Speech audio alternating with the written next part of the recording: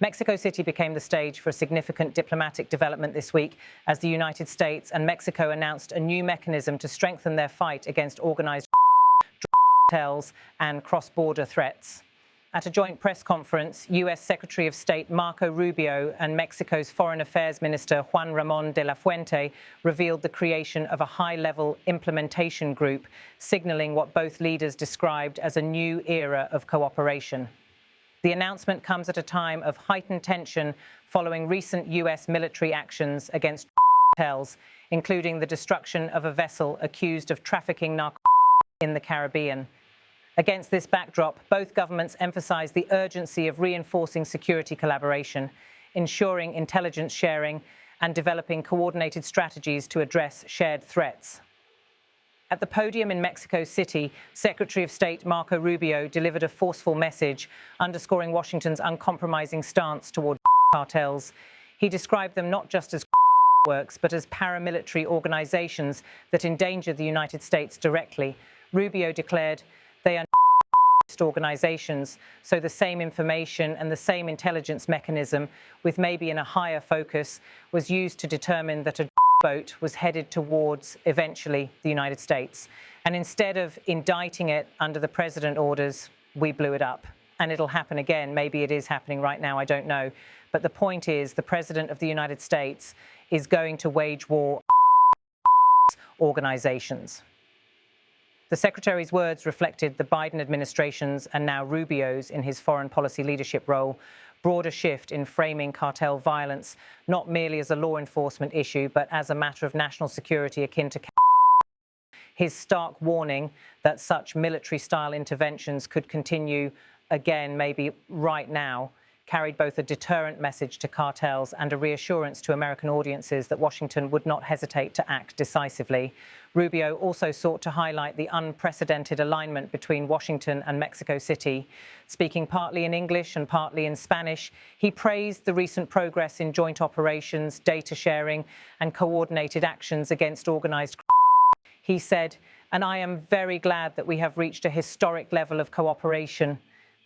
Truly, in the last 8 months, there has never been in the history of both countries the level of cooperation that exists at this moment." Repeating the same in Spanish for emphasis, Rubio added, "Y me alegro mucho que hemos llegado a un nivel de cooperación histórico. Realmente, en los últimos 8 meses, jamás en la historia de ambos países ha habido el nivel de cooperación que existe en este momento." This dual language assertion served both as a symbolic gesture of respect toward his Mexican hosts and as a deliberate effort to assure domestic audiences in both nations that progress is tangible. Rubio's words underscored a political reality. The U.S. cannot effectively dismantle cross-border trafficking without Mexico's cooperation, and Mexico cannot manage cartel power without U.S. resources, intelligence, and coordination. Taking the podium after Rubio, Mexico's Foreign Affairs Minister Juan Ramon de la Fuente provided critical details on the framework of cooperation.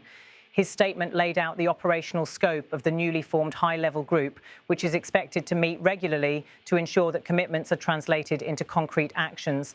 De la Fuente explained, "The two governments have established a high-level implementation group that will meet regularly to follow up on mutual commitments and the actions taken within their own countries, including measures to counter the cartels, strengthen border security, eliminate clandestine border tunnels, address illicit financial flows, improve collaboration to prevent fuel theft, and increase inspections, investigations, and judicial proceedings to stop the flow of."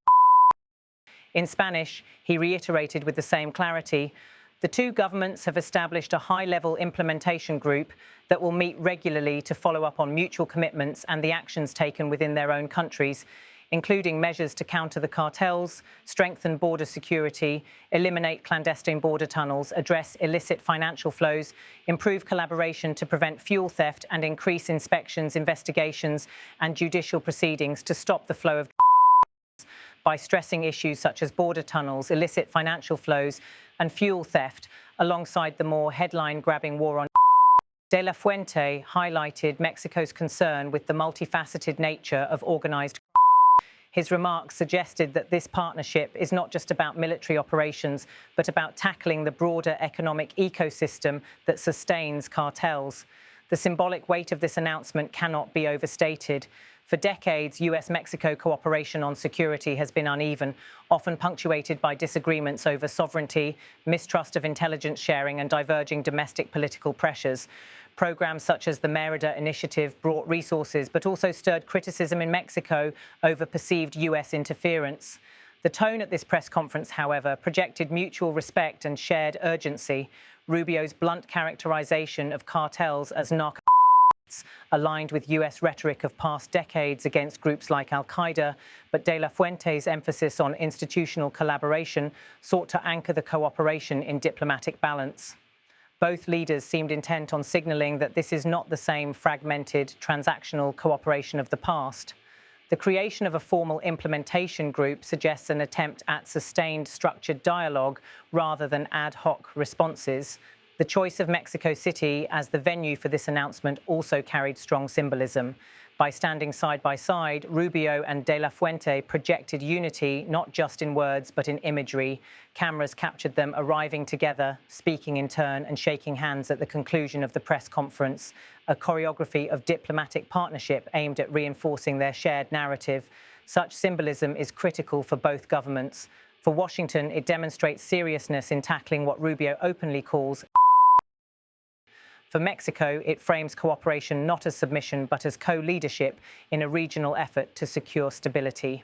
Still, Rubio's comments on blowing up under presidential orders raise important questions about escalation. While his rhetoric may resonate domestically in the US, it also stirs sensitivities in Mexico, where sovereignty concerns have long been central in the bilateral relationship.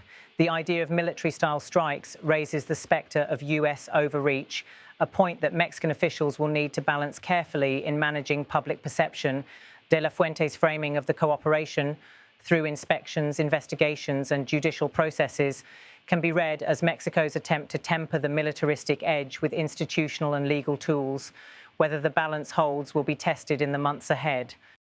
The new implementation group now faces the challenge of turning declarations into actions. Closing clandestine tunnels, for example, has been a persistent struggle despite past efforts. Addressing illicit financial flows requires cross-border banking cooperation, historically a sensitive subject. Preventing fuel theft, a major issue within Mexico, intersects with corruption and local politics. At the same time, the US pressure to reduce the flow of fentanyl and other synthetic drugs into its territory is growing. This urgency means both governments will need to demonstrate results quickly to maintain credibility with their domestic constituencies. The Mexico City press conference reflected both the promise and the fragility of US-Mexico cooperation. Rubio's fiery rhetoric about waging war may resonate with American voters, but could test the delicate balance with Mexican sovereignty. De La Fuente's detailed outline of the implementation group, however, provides a framework for a cooperative approach that goes beyond unilateral actions. What is undeniable is the historic tone set by both leaders. As Rubio put it, there has never been in the history of both countries the level of cooperation that exists at this moment. Whether that cooperation can withstand the political, logistical, and social challenges ahead remains the defining question for the future of US-Mexico relations.